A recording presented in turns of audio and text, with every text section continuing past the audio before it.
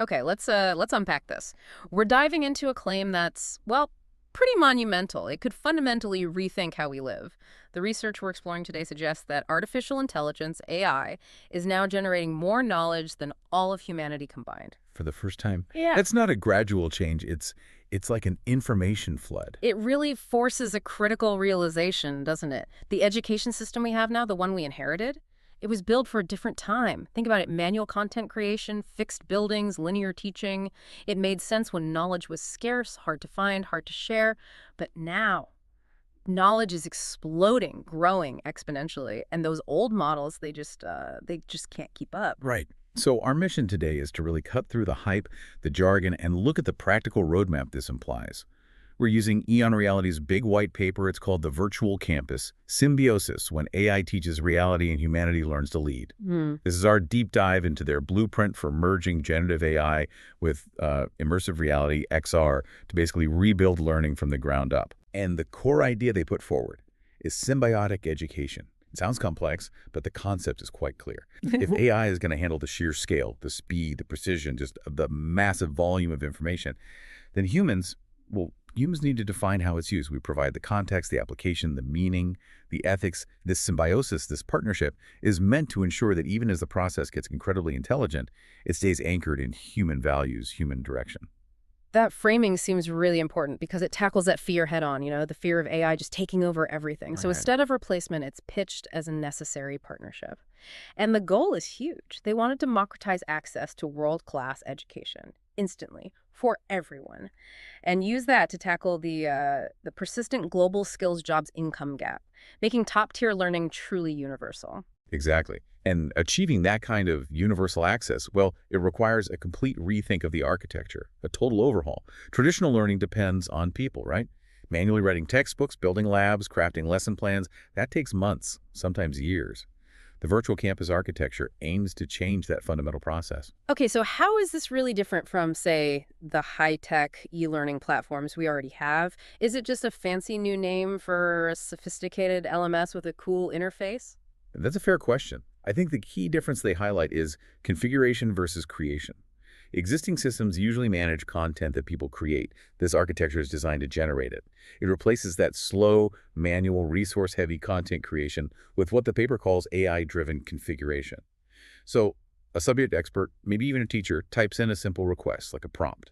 And the AI is supposed to instantaneously render the whole learning environment, the interactive lessons, the 3D virtual labs, the assessments that adapt, and even personalized AI mentors.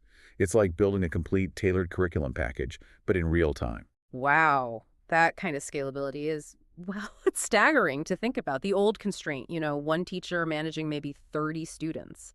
That just vanishes if the core instruction can be handled by an intelligent system guiding potentially millions at once. Precisely. And that's how they describe it, the first truly scalable system capable of teaching whole populations in real time.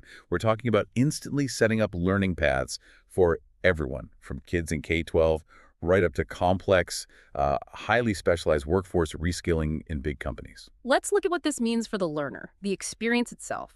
The paper draws a pretty stark before versus after comparison. Take access, for instance. Before, you were limited by where you lived, how much money you had, whether you could get into an institution, having the right computer. Right. And the after promise is universal access, Yep. borderless, anytime, anywhere, on pretty much any modern device, phone, tablet, VR headset. But maybe even more impactful is a change in format. We shift away from, well, passive learning, sitting in lectures, reading textbooks, abstract stuff. Instead, it moves to dynamic experiential simulation. Learning becomes something you do, actively, inside an immersive reality. I mean, think about trying to explain complex physics, just talking about it, versus letting someone, say, walk around inside a simulated engine, pulling components apart, seeing what happens instantly. Yeah, the potential for retention there is huge. And that immersive experience is tied directly to a completely different approach to pacing. We move away from that rigid, one-size-fits-all class schedule. Where everyone learns the same thing at the same speed, whether they get it or not. Exactly. Towards real-time, responsive personalization.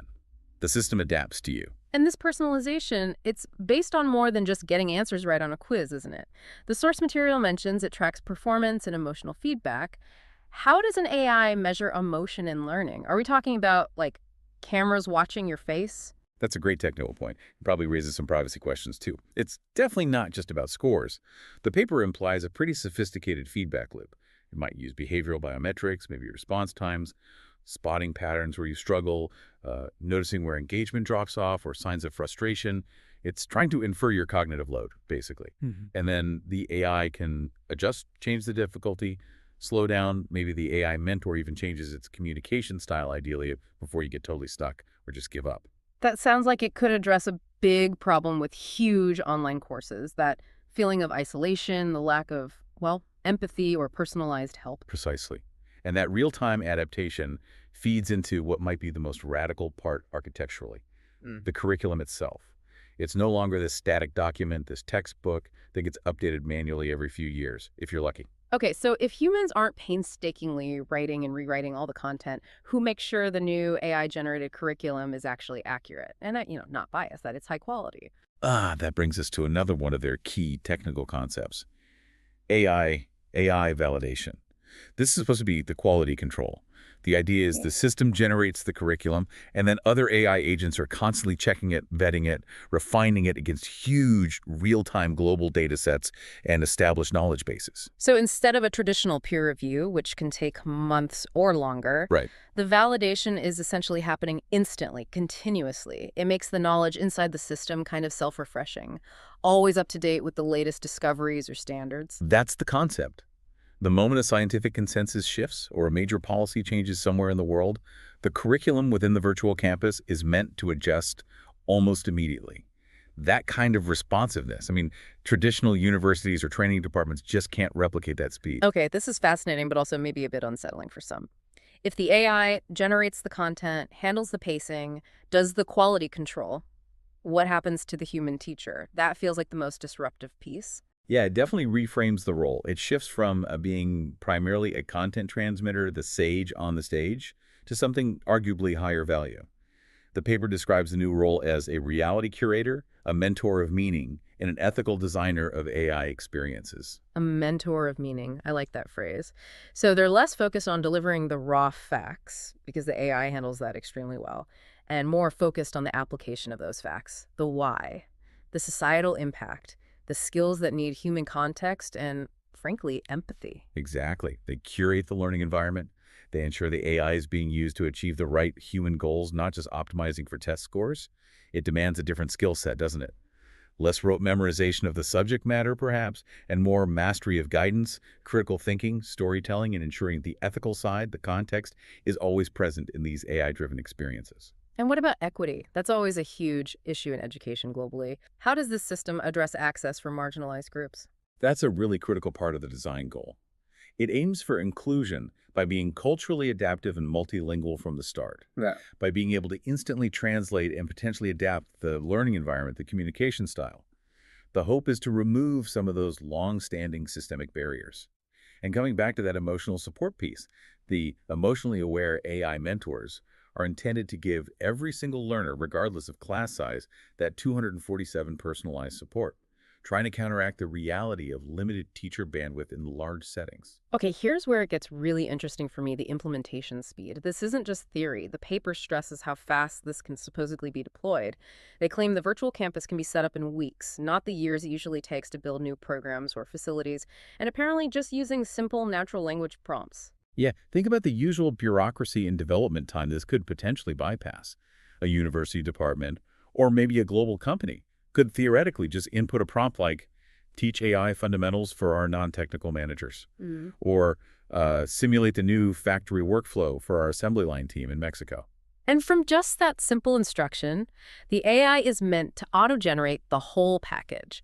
The customized 3D labs, the XR classrooms, the intelligent mentors, the assessments that track skill gain, and importantly, those skill certification dashboards that employers need. It's positioned as the difference between commissioning an architect to draw up blueprints versus, well, having the building essentially materialize almost instantly based on your requirements. Let's look at some concrete examples they give. For K-12 education, learning becomes exploration. Right, so you're not just looking at diagrams of cells in a book anymore. Students could actually walk inside a virtual molecule or explore an ancient city like Rome or maybe simulate key historical events. It makes abstract ideas tangible, visceral.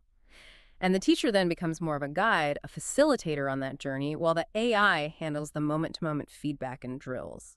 And then for technical and vocational education and training TVET, the impact on safety and building real competency could be huge. Imagine trainees practicing complex, hands-on skills, things like welding or intricate medical procedures or repairing advanced machinery. They can do it all in safe, high-fidelity simulations first.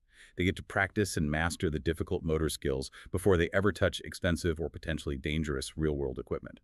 And for enterprise training, businesses where time is literally money, every day of training downtime costs us. The efficiency gains mentioned in the source seem pretty dramatic. They are described as very significant. Picture a large company needing to train, say, 5,000 technicians globally on a new aircraft component. Normally, that involves flying people around, massive travel costs, taking them off the job for weeks. Here, they could potentially just access the simulation instantly in their local facility, maybe using an XR headset. And the paper claims this could cut training costs by up to 70% and reduce the time it takes to get someone fully competent by as much as 60%. That's through these immersive, globally consistent simulations for things like onboarding or upskilling. Yeah, if those numbers hold true, it completely changes the dynamic. Workforce transformation shifts from being this slow, expensive bottleneck into something much more fluid and adaptive. The AI could potentially monitor the workforce's skills in real time, identify tiny knowledge gaps, and then instantly configure super personalized micro-training modules. The goal is ensuring the workforce stays constantly current with rapidly changing global knowledge and industry needs. Okay, so we've covered the crisis driving this, the proposed architecture, the transformed roles for learners and teachers, and some really compelling real-world applications. What's the big takeaway? What does this all add up to? Well, it connects everything back to that phrase they use, the skills jobs income continuum. The vision here is that the virtual campus transforms education from being this thing you do mainly when you're young, this sort of one-off event tied to schooling, into a continuous, always available infrastructure for lifelong growth. Learning becomes embedded seamlessly into your life, your career. The idea is that acquiring new knowledge directly translates into better earning potential and more societal empowerment constantly. And there's a quote from the CEO in the paper that seems to capture that vision quite well. He says, "This is not about replacing teachers. It's about multiplying them, giving every learner an AI mentor, every school a global classroom, and every business a continuously learning workforce." It's certainly a powerful vision of using technology to scale human expertise, not replace it. It really is. Which leaves us, and you, the listener, with a final provocative thought to chew on. If knowledge itself becomes this self-refreshing currency, instantly updated by global data, and the AI manages the facts and the delivery, what uniquely human capabilities do we absolutely need to prioritize? If we want to remain the leaders, the ethical designers in this perpetually infinitely intelligent ecosystem, what specific skills, maybe things like abstract reasoning, deep empathy, creativity, defining purpose, what must humans double down on to ensure we keep our indispensable role? That feels like the core challenge for tomorrow.